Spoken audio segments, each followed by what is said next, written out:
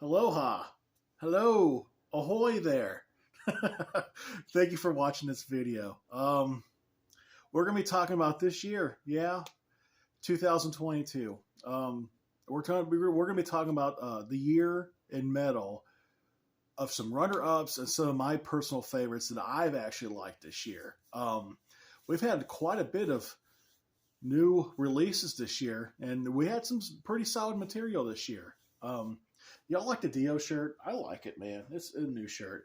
I had to wear something nice for the occasion here, so man, I'll tell you what, it's been a rough morning. It's cold outside. I mean, it is fucking like cold, cold. Like, look, okay, I know I say that shit like I'm in Alabama and I'm from like Chicago and Pittsburgh and stuff, it's just Alabama's not used to this kind of weather, and it doesn't make them weak. It doesn't make them fucking just whatever. I mean, even people up north bitch about the fucking cold too. So don't try to make it sound like you're fucking stronger than us. So I'm just gonna put a stop to that. So it's like it's cold outside, but when that wind hits you, dude, it creeps, man. It's like TLC creep. Like it fucking creeps, dog. Like it creeps like Jeffrey Dahmer kind of creeping, man. Like I can't describe even in more detail. It's like the kind of creeping that this cold weather does outside, the wind when it hits you. It's kind of like, you're going outside as a young boy checking the mail, and here comes fucking Larry with the fucking shaggin' wagon, wants to talk about candy canes and popsicle sticks and shit, So it's that kind of creeping going on out there. So but man, you can't complain, man. We're living, we're breathing, man. It's been good. I'll tell you what, and here's another thing. When it's like so damn cold outside that your sciatic nerve is like, it's like if it's I don't want to say it's 100% better, but it's like it's not as hurting as much as it has been. Isn't like, it's kind of weird how the weather can do that shit too. So anyways, let's get back to topic. Let's talk about metal in 2022. That's why you're all watching the video, right? So Mike, let's stick to topic, all right? So we're gonna be talking about some runner-ups, all right? There's been some good releases, and I'll tell you what, I'm gonna put a stop here. If you're the kind of fan that's looking for like what albums that came out this year, okay, like Ghost, or damn Five Finger Death Punch to be in my damn top category, this video is not for you, dog. This video is not for you, guy. You're gonna have to go somewhere else with that shit. Okay, some runner-ups. I'll talk about since I'm picking my top 3 of the year, I kind of want to do like 3 and 3, kind of like even it out. 3 runner-up, top 3 kind of thing. Okay, and the runner-ups are not in any category, but the top 3s are, but the runner-ups are not in any category. I'm just going to grab a couple here. This one right here, Omens, Lamb of God, man, that is a solid kick-ass release, man. When I first heard this, man, I started, Nevermore was one of the first singles that came out earlier in the year, and then I think they released another one. I probably didn't catch on to it, but once when it dropped, man, I started listening to it. Like song tracks on here, like Nevermore, Vanishing is a really good track.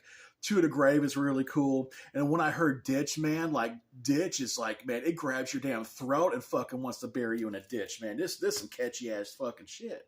So man, and Lamb of God, man, it's Lamb of God. I have kind of like a weird relationship when it comes to Lamb of God, because I know they came out over 20 years ago with the Laid to Rest thing. That's what kind of like got them noticed and everything under the mainstream kind of underground kind of a thing. So, I mean, if you hear me say a lot about underground mainstream, it's because they're a very noticeable band, but it's kind of like underground too, because they don't play this shit on the radio. They don't play this shit on TV. You got to have to look it up, Spotify, YouTube. I mean, that's how we catch on to some of these bands we're going to be talking about today. So, Lamb of God, man, Lamb of God, man, they just keep getting better and better. What actually got me back into Lamb of God was their last release, their self-titled album, Lamb of God. Man, they just kind of caught me at the right time. Honestly, Lamb of God is starting to sound like what Devil Driver was supposed to sound like today. But man, after certain albums, man, they went through some lineup changes, and it's just how can I explain this? It was really groovy. It was really catching. It was a lot of man double bass. I mean, the writing was very well crisp, man. And it's just after that, it's like when they lost about half the band members, more than half. It's like they went to experiment a little bit, and that overdrive adrenaline that really grabs your attention. It hasn't been there in the last couple albums. So but yeah, Lamb of God, man. This, as I know I sound like a broken record. This is albums like this and their self-titled album is what Devil Driver that I feel like was supposed to sound like, So, and Lamb of God is one of these bands, man. I feel like they're getting better and better every time when they put out a new album, man. Because this album is definitely one of their best. It's high up there in their discography, man. I like it better than their last album. It's really cool. It's really a lot of good stuff on here. So, and I'm gonna say that probably about a lot of these albums I'm gonna be talking about. Okay. The new Destruction album. It came out earlier this year. I think like back in February or something like that. So I've heard of Destruction. I kind of catch them from time to time. You got their mascot back there, the Mad Butcher, whatever. He's been the mascot for the band for like over, 30-something years. This is a band from the 80s too. This album really caught me by, it kind of caught me off guard because Destruction's albums in the last few years have been kind of like hit or miss. Like they have a couple good songs, and there's some songs like, well, it's not as strong as these other songs or whatever. But man, there's not really a bad song on this whole album. There really isn't. And it's actually one of their better albums in the last 20 years. So man, I recommend this one, man. If you're really into the thrash category, like how I am, man. Songs like No Faith in Humanity, man. Hope Dies Last. There's a lot of good stuff on here, man. So Destruction, man, that's another runner up for me. Okay, and the last runner up that we got, and it's a strong follow up too. It's Megadeth right here. The Sick, the Dying, and the Dead. Once when they bring out the first, the title track. This is the very first song that comes out, The Sick, the Dying, the Dead. You hear the guy with the bell in the fucking background, bring out your dead, the Monty Python kind of thing. That was kind of a nice touch. There are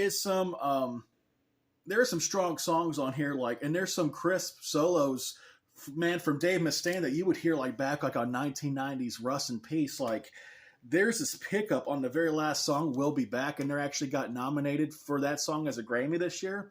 Man, there's the finger picking by Dave Mustaine, man. That's something you would definitely hear off of their older stuff, like Rust in Peace, man. It's up there with it. But man, Junkie. I'll say this about one thing about Junkie. This is a good solid album. It's a nice follow up, man. It's a really good solid follow up right after Dystopia, because I'm a big fan of Dystopia, but I mean. One of the bad things I could say about Junkie is the intro to Junkie is a little bit on the Def Leppard side, kind of like the echoing reverb in and out. I kind of felt like it didn't need that in that song. That's the only kind of complaint that I have on this. But they kind of tone it down on the electronics on this one a little bit, man, and they focus more on just I think on the production material. That's not. I guess overly balanced, if I want to put it that way. So I mean, you could hear in the guitars, the guitars, the drums, the whole setup, man. It's a nice follow up, man. It's a really strong follow up. There's not a bad song on this album. I mean, that's my only complaint I could have about this album is I just feel like that Junkie has that Def Leppard kind of intro to it. But there's a lot of good songs on here. People complain about Mission to Mars a little bit, how kind of cheesy it is, but it's a cool song, about a guy wanting to go to Mars, man. So whatever. Cool album, man. Check it out, pick it up, whatever you got to do on that one. Now we're getting into the top three. All right, let me grab these here for a second. Oh, what do we got here? Let's go in this category here. Now, number 3, I would have to I would have to pick Creator. What is the name of the album? The Hate Uber Alles. If I'm saying that right. I actually had to Google that shit. That Uber Alles, and because, I mean, I'm like thinking, what does that mean? The hate Uber Alice? Does he hate the fucking Uber driver Alice, or like it's not Alice or whatever? But anyways, I guess the meaning to that is hate above everything else. So yeah, just that's what that's what it should have been called. But I guess that's too long of a title to actually have on your album here. But man, there's a lot of great songs on here. Like Crush the Titans is really catchy. Killer of Jesus is another good one. And one of their most, more popular songs on this one that they added to their set list is Strongest of the Strong. That is a really good track. Becoming Immortal, man, that's another one they did a music video on. It's a solid track, but there's Midnight Sun. I was kind of skeptical about that one when I first heard it because they got this they experimented just a tad on it, but it's not too bad what they're experimenting where you can't say where it's not Creator. It's just I'm not used to hearing a female's voice in Creator songs, so she does kind of like, I guess, back up on when it comes to the main chorus on the song. It doesn't damage it, man. It's a good song. Demonic Future, man. There's a lot of great material on this one. I actually like it a lot more than their last album. Was it The God of Violence? That's the album they came out with that has oh god, oh man, I forgot that hit song. I mean, I my mind's running like a million miles an hour here. So it was a Satan song. I forgot the damn name of it. See, these videos do this crap to me. Well, anyways, man, check it out. Creator, man, great release, man. I put that in my top 3, man, at number 3 right there. So we're gonna move on. So number 2, and now we're not talking about number 2 like this is some shit, man. Well, if you want to say shit, man, this is the shit, man. And this really caught me by surprise because I do not like really nothing from this band. It's this one right here, Machine Head, the brand new Machine Head of Kingdom and Crown. This is a great album. I even love the artwork to that, the album cover. That is a metal, awesome album cover. I might need to put this one on the wall somewhere if I get an extra copy or something. Man, just every song is just stronger. I mean, from the beginning to the end, man. And honestly, when I first heard about this, I was on the Liquid Metal, the satellite radio, whatever, which I'm not on it that much anymore. I don't really listen to it that much, but the one is Choke on the Ashes of Your Hate, man. It's like, man, that's not something I'm used to hearing from Machine Head, So, and then they had some other releases before then, but I wasn't aware of it until I picked up this album. I think some albums not some albums, but some songs that they released before that one was like No Gods, No Masters. That's another good song. And My Hands Are Empty. That's another great one. And I even catch myself singing parts of these songs like Unhallowed, man. Become the Firestorm's pretty cool. I think the song that stands out the most to me, like at the very beginning, Slaughter the Martyr, man, that is my favorite track on this album. But man, Kill Thy Enemies, Bloodshot, man, I'm listening to Rotten, just everything. Overdose. That's kind of like a little skit before they go into My Hands Are Empty or whatever. But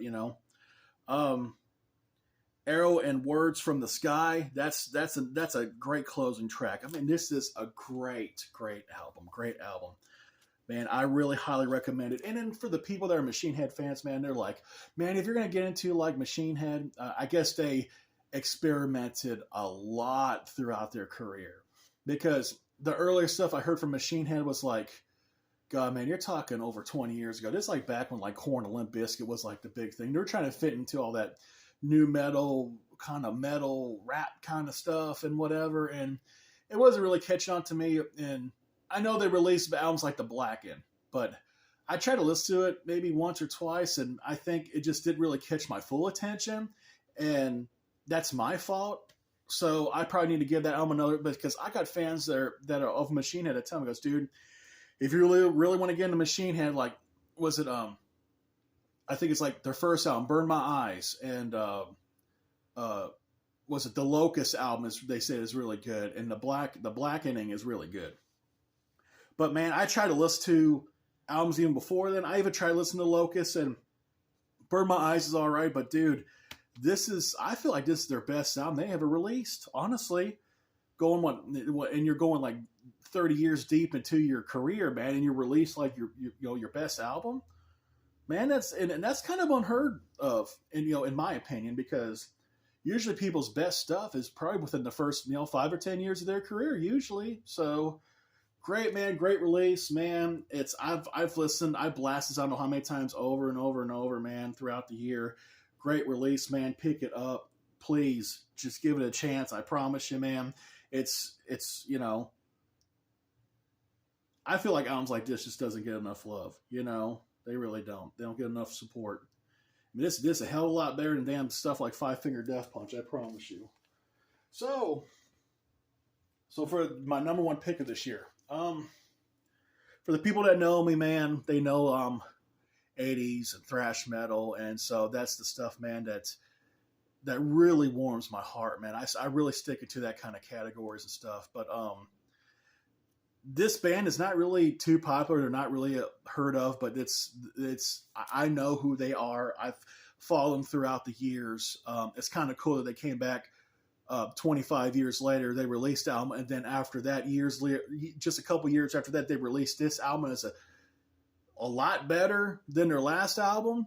There's nothing wrong with their last album. It's just this is a much stronger album than their last one. So the one I'm talking about is right here. That is my pick right there. Zentrix, 7 Words. This is a great thrash, groove, phenomenal album. These two guys right here did a part of the original lineup. I think the bassist didn't come until later, and Jay's been a part of the band, for like the last 5 or 6 years, whatever the case may be. He came in once when they recorded, was it Bury the Pain? I think that album came out, 4 or 5 years ago, something. So he's been the singer since then. So the front man, guitarist too. So 7 Words, man, I can't even put into 7 words how amazing this album is. I mean, I'll stick with that. And it's great to hear stuff like this because, they were around in the 80s, Shattered Existence, I think back in 88, 89, and they came out for Whose Advantage. That was like back in maybe 90, 91. There was a lot of thrash movement, a lot of spotlights when it comes to the thrash movement back in that day. So when it comes to that category, they're going to put the shine on more on other bands than not all of them, because whatever reasons, because everybody knows that in the U.S., like the big 4 thrash metal bands is like Megadeth and Metallica, Anthrax, and Slayer. So those are the 4 from them. But this band's not from the U.S. I forgot where they're from. I think they're from the UK, something like that. So they're considered as one of the big 4s from like the UK or whatever. I believe they're from the UK. I could be wrong. I just listen to the band, man. I love the music, man. I love the creativity, and man, that the artwork is strong, man. It's really well thought of, because like it kind of reminds you of like the crap that we're going through today, man. To be honest with you, just the world's just so crazy nowadays, and I mean. And the artwork, it kind of blends in with kind of like with their older stuff too. So that's, and this album is like really well written and really processed and well thought of. And you just do not hear albums like this. It doesn't feel like it's rushed. It just felt like everything just came together perfectly for all the songwritings here. Like one of the tracks on here, it's not a title track, but because the title track will be 7 Words. And that's like, I think it's the first single that came out on this album, but just songs like Everybody Loves You When You're Dead. That is a strong topic, because I feel like that's kind of like the truth, man, to be honest with you. Because how you come across somebody, and everyone's got their own lives and stuff going on, whatever, and then it's like, and it's somebody passed away. It's like, oh my God, everybody loves them. Everybody, then the spotlight's on them when they're gone. Everybody loves you when you're dead. That is a strong topic. And, man, it's some of the crazy hates that it's crap that's going on in this world. Tracks like "Reckless with a Smile." I mean, the songwriting and the title naming is just, it just feels like it was very professionally well put together here. Um, and my favorite track on here is "Kill and Protect." I mean, I can even name, well, not name, but I could read some of the lyrics and it will explain how tight and how crisp and just amazing how well put it is together. I mean, this is kind of like the sleeve to it, and there's in the, I mean the print on there is kind of small when it comes to the lyrics, but yeah, man, it's a great album. I mean, I'm gonna read some of this off of "Kill and Protect," man, because I'll tell you how crisp of the material that this is here. Okay, the song begins as warhead of snakes, sentient counter threat. The mission goal is search and detect. Dude, I'm already like headbanging already in my head already just hearing that shit. Um, Out to defend, to serve and intercept, reverse the sneak attack, fire and forget, chasing down the lead, victim, not victim, venom at sonic speed, changing course for all it's worth. I know I'm reading this kind of like not too fast because I mean the print is so damn small on here. So let's get back to it.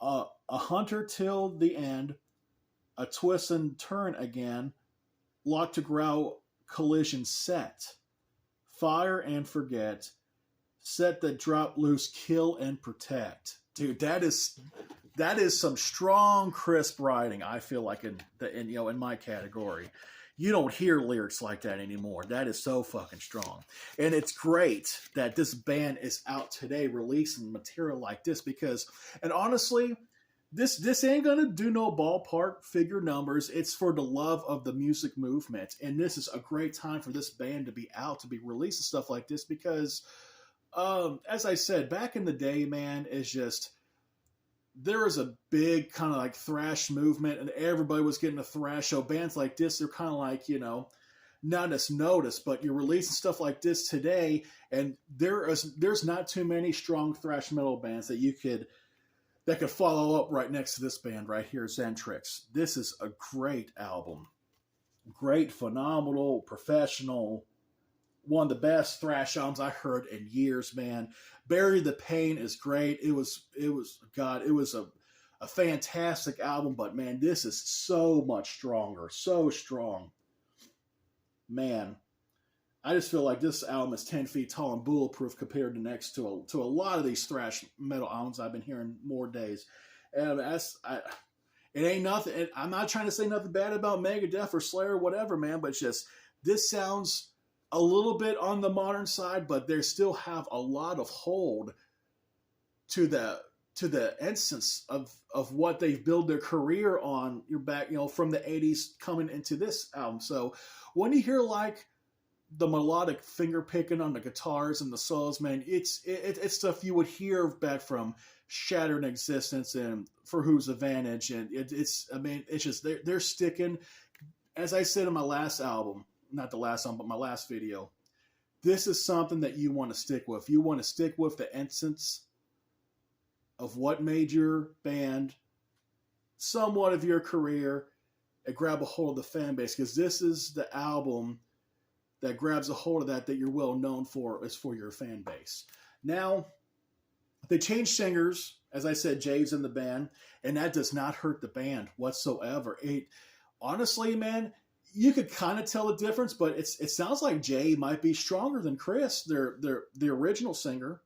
There's no bad blood, I think, with that band when it comes to Chris, because I think Jay ended up getting sick on the UK Headbangers Ball metal tour or whatever, or he had something going on, and Chris had to fill in for him. I think Chris he probably just has other things going on and just didn't want to be, he just, maybe just figured 30 years in or whatever, back and forth, in and out kind of a thing. Just it's kind of focused on other things, but and band members do that stuff. They do, like I think it was the bassist from Anthrax, man. I think he wanted to be like, he didn't want to be a dentist, but he went to school, and he um God, I forgot what he went to school for and everything, but he actually has like a profession now, and and people do that kind of stuff. I think Matt Barrow from Iced Earth, man, he went to go work for the police force, the sheriff's office, something like that, and he comes back and forth. He still does music or whatever, but it just people do that kind of stuff. But man, great release, the best album I've heard this year. Man, I don't know how many times I've had this on repeat. Great stuff. But man, if y'all like the video, man, like, comment, share, man. Tell me kind of like what your picks are, man. That's the beauty about the metal world, man. Is we're all diverse. Everyone's got their own feel, their own love, their own kind of thing that they're into, man. And I like to share this with y'all of what I've loved and what I've seen this year, and what stuff that actually surprised me that I thought I would never actually listen to and pick up on. So I hope y'all enjoyed the video, man. Like, comment, subscribe, that kind of a thing. So, man, this is what I do when I get bored, man. I just make these kind of videos, man, compressing my love for music. So, man, yeah, I hope, we're a couple days away from Christmas too. So y'all have a good one. Merry Christmas. Happy New Year. And I might be doing some more of these videos, man. I'm kind of having fun with this. So yeah, I hope everyone has a safe holiday, and y'all take care.